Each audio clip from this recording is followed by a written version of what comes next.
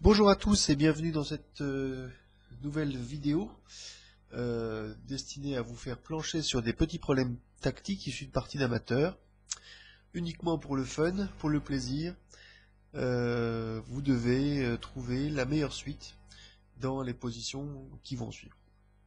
Dans celle-ci, vous avez les noirs et vous devez trouver un gain très facile. Vous avez donc uniquement 5 secondes pour trouver la bonne suite.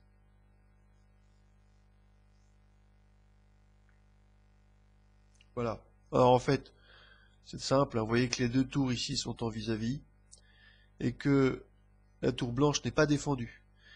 Les noirs ayant le trait, ils peuvent tout simplement attaquer à la découverte cette tour blanche tout en faisant échec au roi, ici, et les blancs ne peuvent tout simplement pas parer cet échec et sauver leur tour, même s'ils jouent roi C1 comme ici, eh bien les noirs font mat au coup d'après puisque la tour blanche non seulement est capturée, mais le cavalier noir soutient la tour noire, et dans cette position, le roi est perdu. Et donc, s'il joue de façon plus simple la reprise du cavalier, la tour a le temps de faire échec avant que les blancs ne puissent faire quoi que ce soit contre la dame noire ici. Le roi rejoue en B2, et ensuite, eh bien, les noirs peuvent indifféremment prendre la dame blanche ou bouger leur dame noire, ou la défendre. Donc c'est perdu pour les blancs. Dans cette nouvelle position, cette fois-ci, vous avez les blancs, et vous devez trouver une combinaison de mat en 4 coups. Vous avez 10 secondes.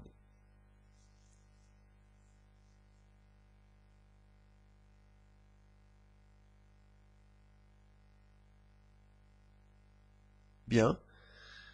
Donc vous constatez que ce fou ici est très fort, puisqu'il, pour l'instant, condamne transitoirement le roi noir à rester sur la 8e rangée.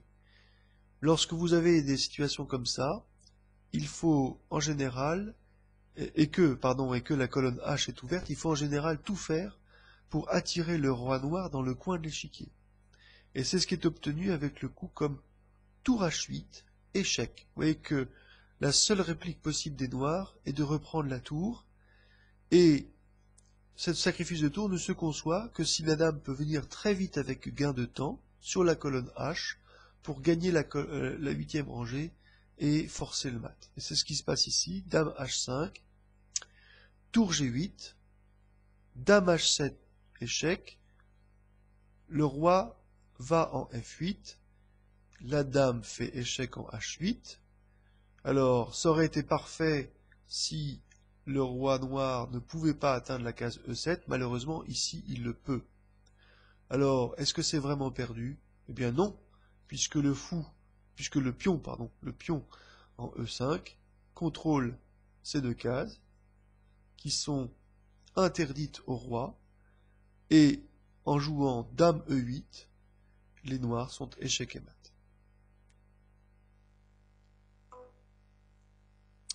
Dans cette nouvelle position, vous avez les blancs. Alors c'est une position plus clairsemée, mais c'est suffisant pour gagner de façon significative la partie, enfin, sans aucune ambiguïté, je veux dire la partie. Vous avez 5 secondes.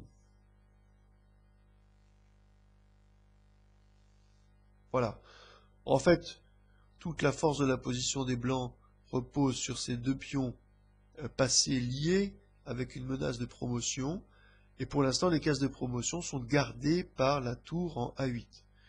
Donc une bonne façon de permettre la promotion et le gain de la partie est tout simplement d'attirer la tour hors de la colonne, hors de la 8e rangée, pardon, en jouant tout simplement ce petit sacrifice, tour prend A6.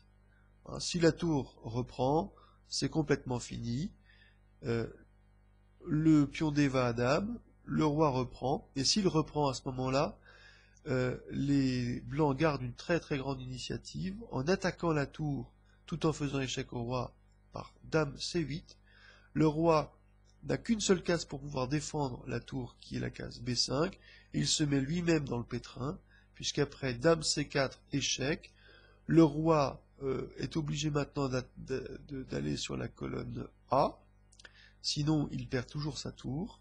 Il prend le pion A5, roi C5 avec une menace de mat immédiate en B5 qui ne peut absolument plus être défendue par les noirs. Ils ne peuvent que retarder l'échéance en sacrifiant leur tour, et au coup d'après, ils sont échec et mat. Donc après, tour prend A6, la tour noire ne doit pas reprendre la tour blanche, mais doit rester sur la 8e. Elle joue en H8 par exemple, et eh bien, les blancs peuvent tout simplement saper le moral de leur adversaire en prenant tranquillement ce pion, et vous voyez que les noirs n'ont pas beaucoup de coups, et les blancs vont avoir le temps, par exemple, de favoriser la promotion du pion A, ou alors celle du pion D, en jouant ce type de coup.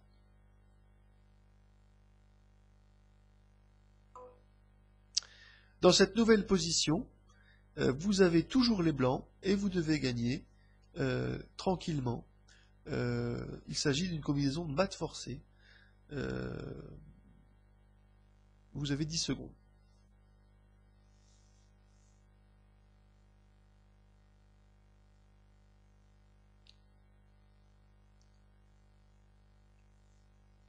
Alors il faut un peu calculer, mais ce que vous reconnaissez un motif récurrent dans mes parties, souvent, c'est le fou de case blanche qui contrôle la case G8, et le roi noir coincé sur la case H6. Dans ces situations-là, il faut réfléchir à ce que donnerait l'ouverture forcée de la colonne H par un sacrifice de tour, même si dans cette position-là, vous avez un accès possible sur la case noire H7. Donc réfléchissons à ce que ça donne, et ça donne tout de suite le gain. Tour prend H7, échec au roi. La reprise de la tour est forcée. Deuxième tour vient en H1, échec. Là, si le roi se positionne en G7, c'est mat immédiatement au coup suivant. Donc après tour H1, la seule possibilité qu'ont les noirs est d'interposer leur fou en H4.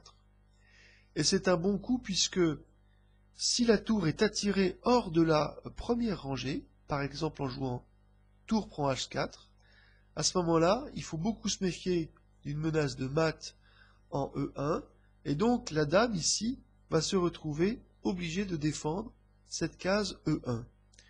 Et donc les blancs ne vont pas pouvoir poursuivre une attaque tranquille, par exemple après roi G7, s'il joue par erreur dame H6 échec, qui serait un coup naturel que jouerait tout attaquant un peu pressé, eh bien le coup simple roi F6 perd instantanément le fou, puisque il y a à la fois la menace de la prise du fou et du mat, et c'est une belle contre-attaque des noirs.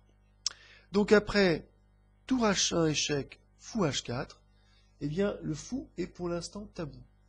Alors on pourrait jouer un coup comme par exemple G3, mais il y a encore plus fort, il y a dame dame F2, pardon, la dame est imprenable, le fou est encloué, et si par exemple les noirs décident de sauver coûte que coûte leur fou, et le coup G5 serait le plus approprié dans cette optique, à ce moment-là, les blancs doivent forcer l'attaque, doivent garder l'initiative en jouant tour prend H4, un magnifique sacrifice de qualité, et si le pion reprend, la dame est bien postée pour continuer l'attaque en H4 encore, et là, eh bien, dans toutes les variantes, les noirs vont se retrouver mat.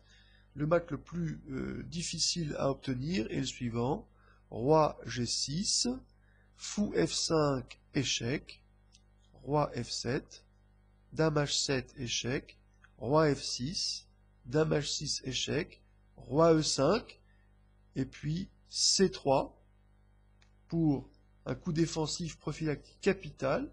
Il n'y a plus du tout de possibilité maintenant pour la dame de venir faire la moindre contre-attaque. Et au coup d'après, les blancs peuvent jouer tranquillement F4, échec et mat. Et la seule façon qu'ont les noirs de retarder ce mat est de jouer des sacrifices tous azimuts. C'est ce que, en général, calculent les ordinateurs. Voilà, je vous remercie de votre attention, de votre fidélité, et à bientôt pour de nouvelles vidéos.